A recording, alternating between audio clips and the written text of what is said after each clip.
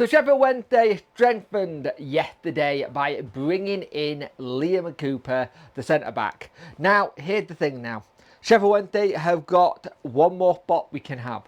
And it's now looking more and more likely that it could potentially be a winger stroke striker at some point. Now, yesterday we spoke about certain players who could come in, or no, today, sorry, we spoke about Duncan Watmore, who is training with Sheffield Wednesday at the moment, which is good because you're going to have that kind of interaction, get to know some of the lads. Again, Watmore was one that we already, Temi looked at already in the summer. So if one of them ones is already there. But as well as that, there is also Nathan Redmond, who took part of a session at Wednesday Middle Ground on Monday. So it's one of those things where you look at it, where you look at the kind of players he's looking at. If he's looking at two wingers kind of thing, he's looking for service. We know we lost a lot of our wing play in the summer. A lot of them all went elsewhere. You've got to think Masaba, Gassama, Windac could play that as well, all left. So a lot of your wing play suddenly disappeared. Pato could play it as well, another one. So it makes sense where you're looking for someone who can help that attacking line. I'll be honest with you, I was expecting more of a central midfield kind of person, but I think if you get someone like a Duncan Watmore, he can play a couple of positions where Nathan Redmond can't play as much, but it's that whole thing. We're not going to be rushed into picking anyone. We're going to have a look at who's who got the better service, who looks like they can get up to speed faster, and it's about making sure we don't rush into this, because we've got to make sure it's right.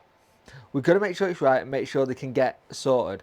You've got to think about it. You've got to get into the fitness side of things. Both players have not kicked the ball since the end of last season, so you're going to have that kind of to deal with as well, where you know that they are going to have to come up to speed quickly. Cooper spoke about that yesterday. He said he'd love to take part in the derby on Sunday, but he's realistic that he may not be able to. So it'll be interesting to see where we're looking. Now, Henry Capp spoke about looking for central of the pitch, but it's also known that he's primary as an attacking player, as if it could be more deeper to accommodate the strengthening of the squad. It's also known that personality is a topic high on the agenda when selecting a new signing. Personally keen to provide the team first fighting spirit, which has allowed them to do well so far, get those things. And there've been talks from certain people I spoke to about Nathan Redmond and his attitude, and I haven't heard much about that with Duncan, but at the same time, whoever comes in is going to help. They're going to help massively. It gets us that extra player that we haven't got. And that's the big thing. And again, somebody did say, it's not our decision, it's Henrik. He's right. That person is 100% right. It is Henrik's decision. But in Football Chat, we like to have these discussions where we could potentially speak about who could come in, what could happen. We haven't been able to do this all summer. So it's nice for us as fans to have this little transfer chat or free agent chat, because we haven't been able to do it. Our summer was, oh, he's not paid this again. Oh, that's late. Oh, that's late. He's left. He's left. He's left. That was our summer. We didn't get much chance of going, he's coming in. He's coming in. We got one. Harry and Mass, and we got excited on deadline day because we actually got someone, because we didn't think we were going to get anyone. So let's see what happens. I think we'll take our time and have a look. The fact that they're both training with the squad is helpful.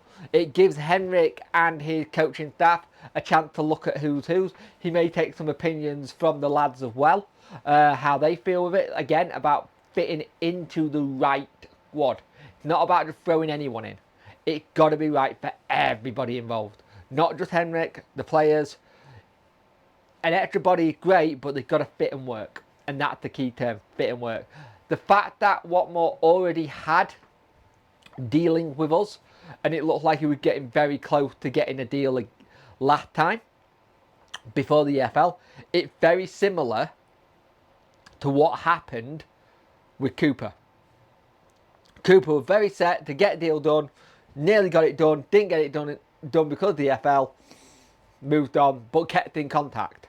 I wonder if the same conversations I've had with Duncan that Liam had, where he'd been in constant contact going, look, we want you to come here once we can sort things out. We'd love you to be a Wednesday player. Just hold on tight if you can, because we're going to try and do it. Now, there is that 7k gap, but when you've been out of football for so long, out from the start of end of summer to now, you start looking and going, I'll take this because I need the paycheck. It starts getting to the point where you need to find something.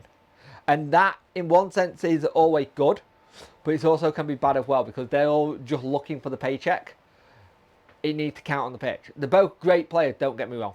They both would be big improvement to what we don't have at the minute. And that's the key thing. They both would improve. But if you had to pick between the two, let me know. Again, I know it's not our decision, it's Henrik's. But who would you like to see in? I like Watmore a little bit more than I do Redmond, just because he can play multiple positions.